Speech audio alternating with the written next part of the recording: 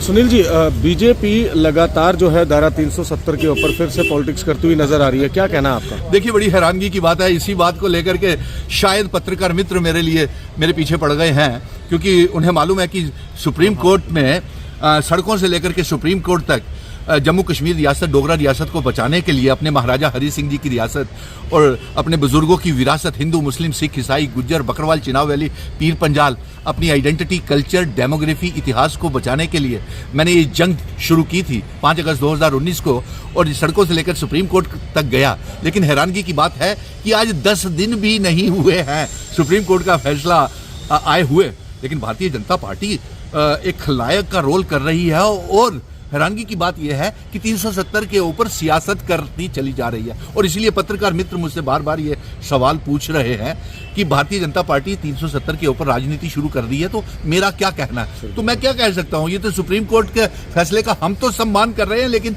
प्रधानमंत्री जी को ऐसा बयान जारी नहीं करना चाहिए था जिसमें उन्होंने ये कह दिया कि अब 370 कोई भी ताकत जम्मू कश्मीर में को वापस नहीं दे सकती। एक ये कहा। दूसरा, जो इनके इंचार्ज हैं तरुण चुग और स्टेट के यूटी अध्यक्ष हैं, जो उन्होंने भी इसका स्वागत किया, और प्रधानमंत्री जी के बयान के बाद तो एक बड़ा इनके नेताओं का बयानबाजी 370 के ऊपर सुप्रीम कोर्ट के फैसले के खिलाफ शुरू हो गई। तो बड़ी हैरानगी की बात है।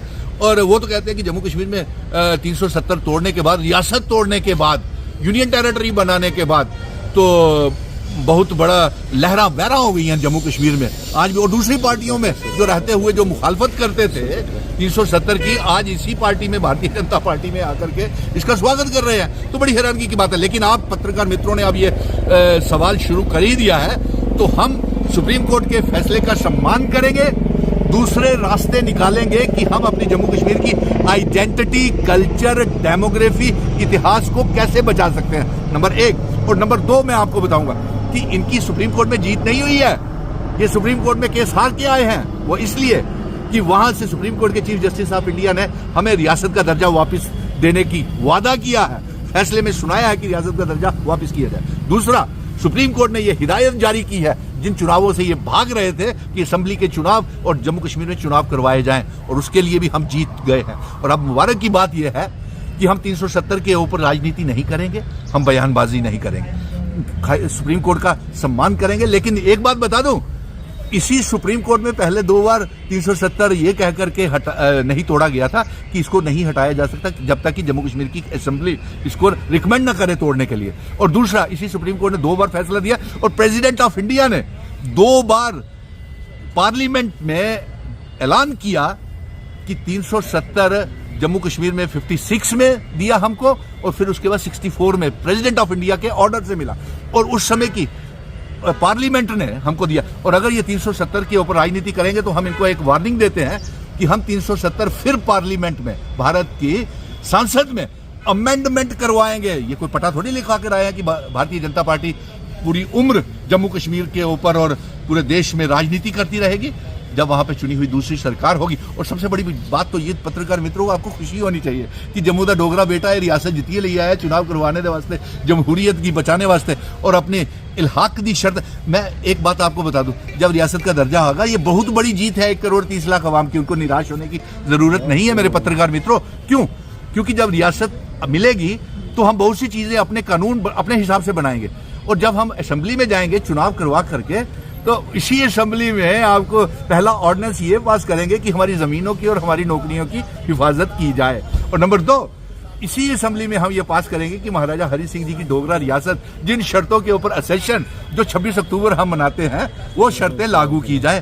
तो ये बहुत बड़ी जीत है। इसके ऊपर बयानबाजी भाजपा भले ही खलनायक का रोल और जम्मू कश्मीर के अवाम के जख्मों को कुरेदती रहे और नमक लगाती रहे, लेकिन सुनील डिंपल जम्मू कश्मीर का बेटा होने के नाते इसके ऊपर सुप्रीम कोर्ट का फैसला स्वागत करेगा और सम्मान करेगा। आने वाले चुनाव जो है लोकसभा के और असेंबली चुनाव भी होने वाले हैं कहीं ना कहीं अगले साल। जी जी। तो क्या लगता है आपको मिशन स्टेटहुड कहाँ से चुनाव लड़ेगी? देखिए, हाँ बिल्कुल आपका कहना सही है।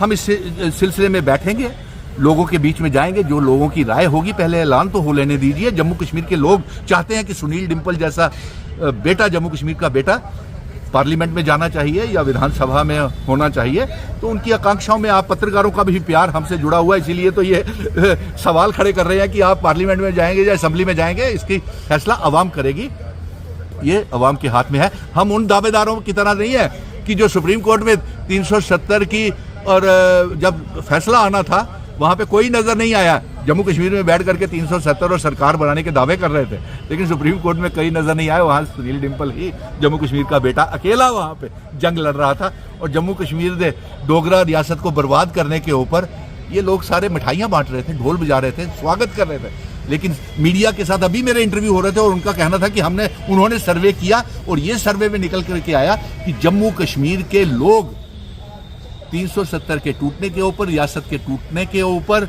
और रियासत में जमहूरियत की बहाली को लेकर के भाजपा के साथ बहुत निराश और नाराज हैं।